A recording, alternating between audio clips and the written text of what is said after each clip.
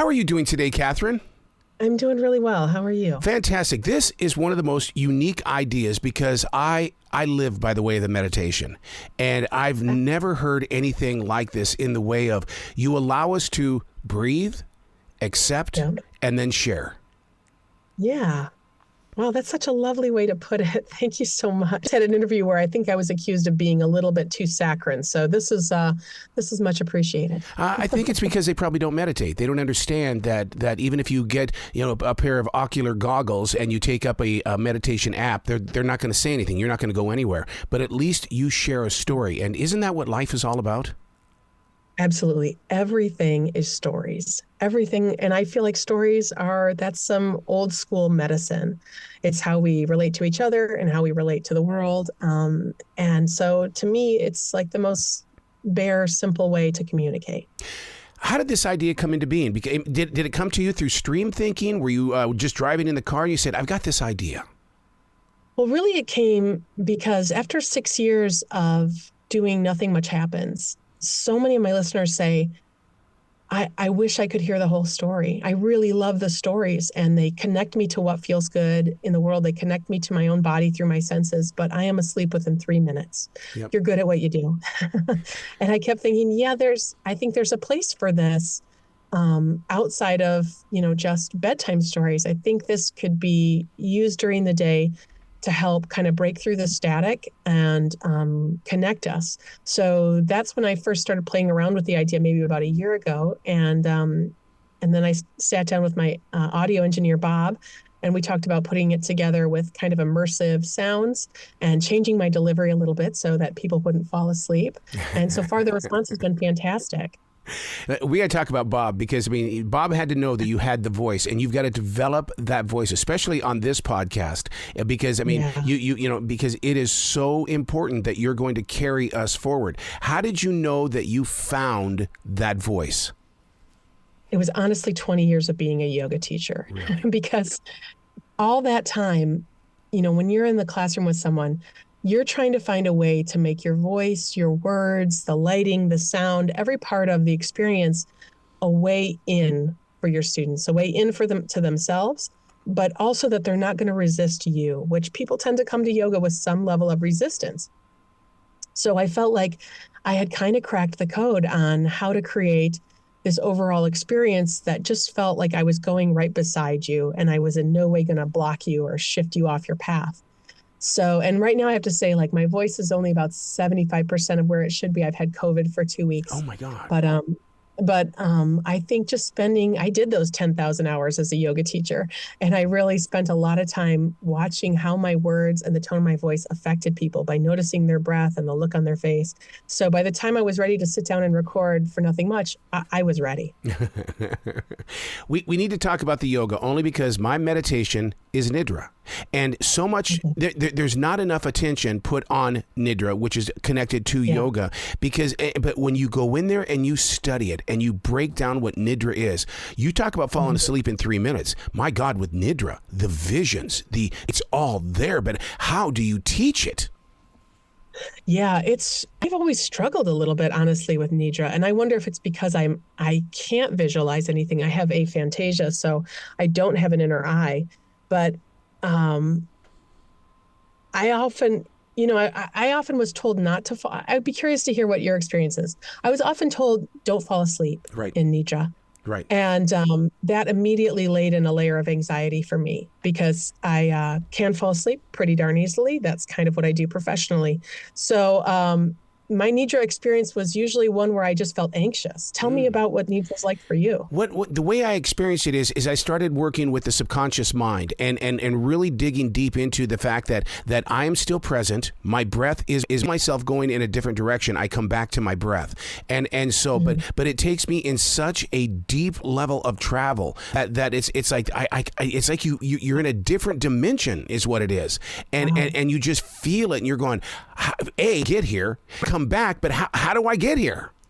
Yeah, that's amazing. It's which is sensation based. And I think it's similar. And maybe for somebody like me who can't visualize, it really clicked because it's all about connecting to the sensations in your body. And it was the same that, when I would wander, I'd come back to the sensations. And when you practice Vipassana, you go away for 10 days and you sit 11 to 12 hours every day. Mm-hmm. And you start to get kind of good at it at that point. But I would have those same moments where I would sort of lose track. And this is, I guess, the dissolving of my own ego. How are people reacting to the podcast in the Village of Nothing Much? Because, I mean, I really think that people could be listening to this at work. They could be listening to it while they're driving in through some horrid traffic, because it puts you in a mindset of just basically there's nothing going on in the world but this moment of now. Yeah. A lot of people have said, this is what I've been looking for so long. And I couldn't even put my finger on what it was. But now that I have it, I'm so glad to have it, because my writing always focuses on connecting people to the present moment through their senses. I think it's sort of this natural, sort of sneaky way to help people practice mindfulness and these basic principles of meditation, but to do it in a way that also feels nothing like a chore. I think for a lot of people who approach meditation, they say it's kind of like flossing. Yeah. They know they're supposed to be doing it, but it can feel like a chore. Yep. And I thought, rather than me tell you how to be mindful, let me just make you mindful. Let's skip the didactic part and just go for the pure experience. So people do tell me that they listen on their commute. They love it on a walk, especially when they're outside in nature, if they're hiking, or even if they're just in their neighborhood with their dog. Or they listen, when they're putting together a puzzle or they're cooking, and it just kind of heightens the moment and helps them focus a little bit more on the things that feel good. Yeah, and listeners need to understand, don't just go for a walk. Give that walk a person, not a person, but a purpose. And what I do is I call it my transition walk. I'm going to go on this transition walk because I know that I'm transitioning, and I need to understand where I've been and how I can transition to a higher or even a lower place. I just need to understand my transition, and nature gives me that space. Yeah, it's become sort of a decompression chamber, right? Yeah. Where you're shifting out of one place and into the next. So I love that idea of purpose with the walk. That's good. One of the things that I've learned from Nidra is the fact that, they teach you how to do it anywhere. You could be in a crowded store, you could be anywhere, and you can still go into it and be aware of where you are, but it's not about where you were. And so you can let your mind go. Even while I'm daily writing, it's a form of meditation to release those words.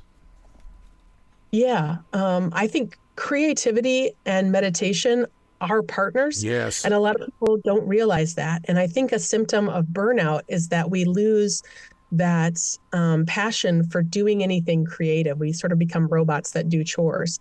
And actually, writing and creating can be a way back into sort of finding a passion, but also finding. Did this podcast come to you in the way of being that writer, looking for a place to put a voice?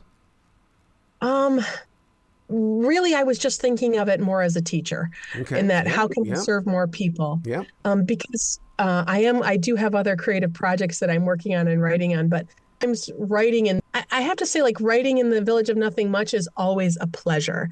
Like, it is always just a joy for me to write. I never feel like it's work, but it really came out of how can I help a few more people?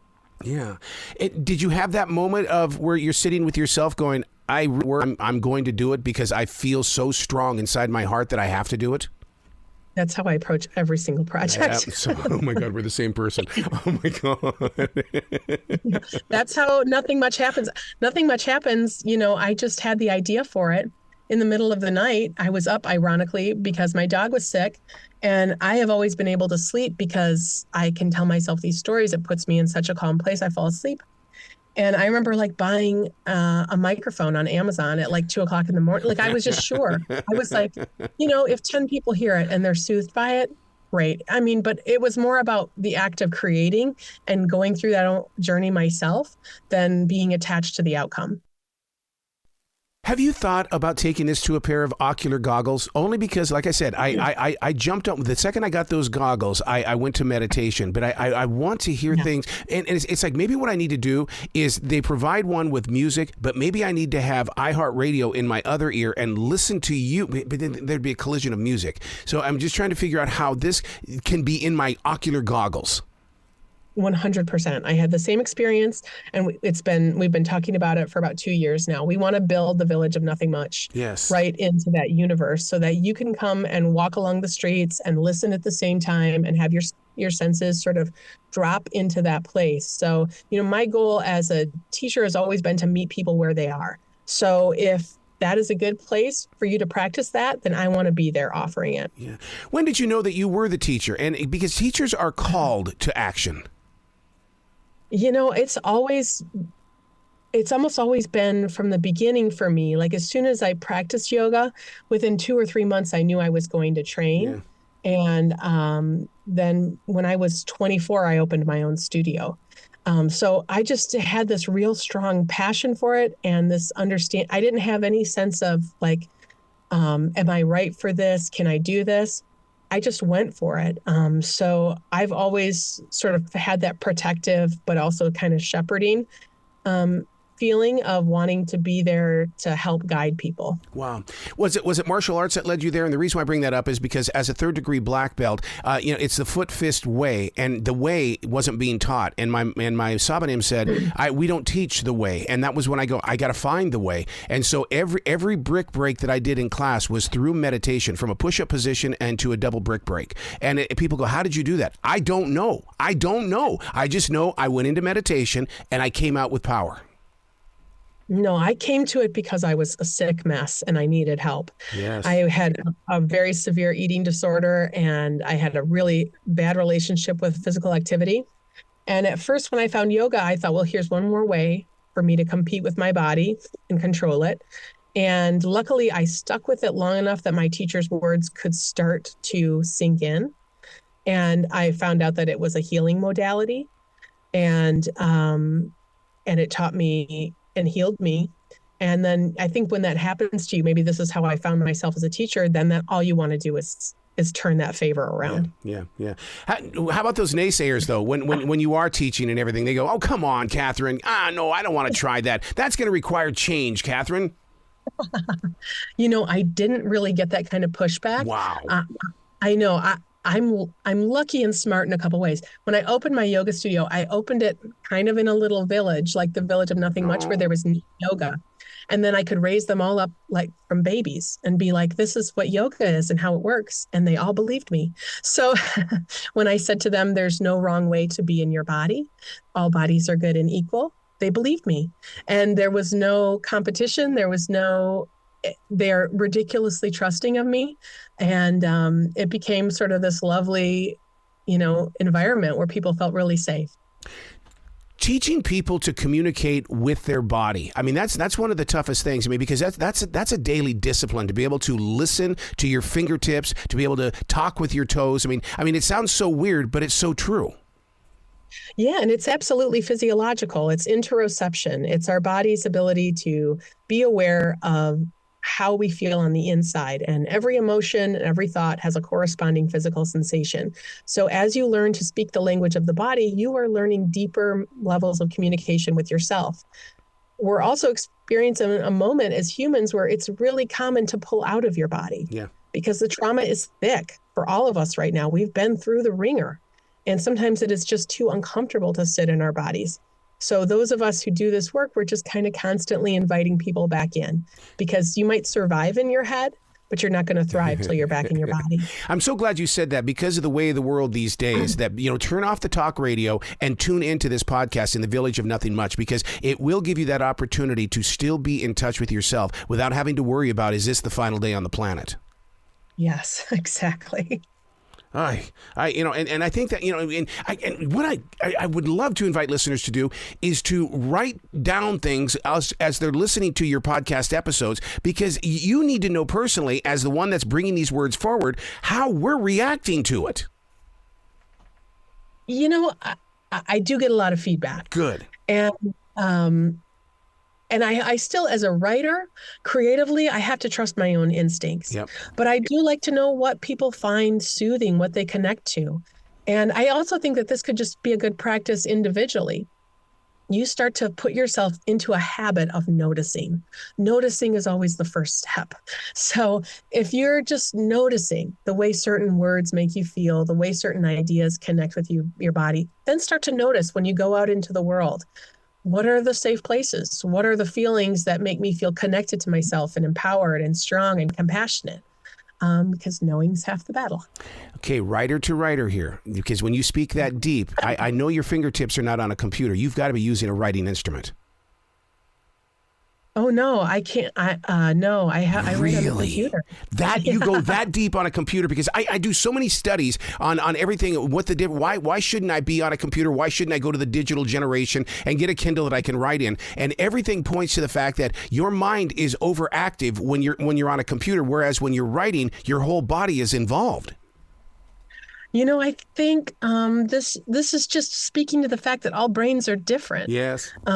So I feel like if you find what works for you, then just trust it. So if for you a pencil works great, for me it doesn't. But I have some learning disabilities, and writing with my hands in that way almost freezes me up. I can't spell words. Yeah, me neither. I write them from the middle of the word forward, and then I can't write fast enough for my brain. Whereas typing, I don't struggle. Yeah, no, I can really relate with that, because I'll tell you what, what is it, word correct or word spell has it made me a stupid speller, because I'm expecting my paper to spell the word correctly. I know. It kills me. It really does. And you're right. And then we hold that judgment against ourselves. And if we were going to go into a moment of meditation and or yoga, if we're writing first, we just blew the mood. Yeah, that's the thing, is that just having that complete acceptance for however your brain is going to deliver it up, that you're just going to allow yourself to catch it and make no judgment about it. Do you suggest that people that really start getting into In the Village of Nothing Much, that maybe you sit in the living room alone and just experience it in the silence of your house, but you've got the stories going on? Because it's like, I would hate for somebody to listen to it for the first time while on a crowded street. Well, again, I think this goes back to people just being so different. I'm somebody who gets easily overstimulated, so I can relate to that. Too much sound, too many things going on, and I start to shut down. Yep. My wife, though, needs so much more stimulation than I do to be able to focus. So for her to be on a busy street, she would actually hear it more clearly than she would in a quiet house. So, brains are just wildly different. God, how do you handle that in a classroom? Because even as a Taekwondo instructor, I realized I had 14 students, but the thing is that I had to learn them and do the class. Really, even though you have 14 people, it's still 14 individuals that you're teaching. Yeah, that's exactly it. I would learn my students. I would watch for those tells to hear when they needed a little bit more from me or a little bit less. Sometimes you can see it in their face, the way that they twitch, the way that they open their eyes or close their eyes or hold their breath. They need more stimulation or they need less. And then you, as the teacher, to be able to completely forfeit your ego and go, even if I feel like I had something important to say here, my silence might be more valuable. Let me shut my mouth. Then that is really the big step to take as a teacher. How do you fill back up? Because once you've had a class, you've given it all. Oh, doesn't that refill you, though? I feel drained in the moment, really? And then within a half an hour, I'm rebounding. They fill my cup right up. Yeah, I like that, because it's like, because I get to that point sometimes where it's like, oh, how am I going to get me a pen? I've got to write. I've got to fill myself back up with. I guess as you just said, I would have to fill myself up with my own ego, and it's like, it's not about my ego. It's about serving them. Yeah.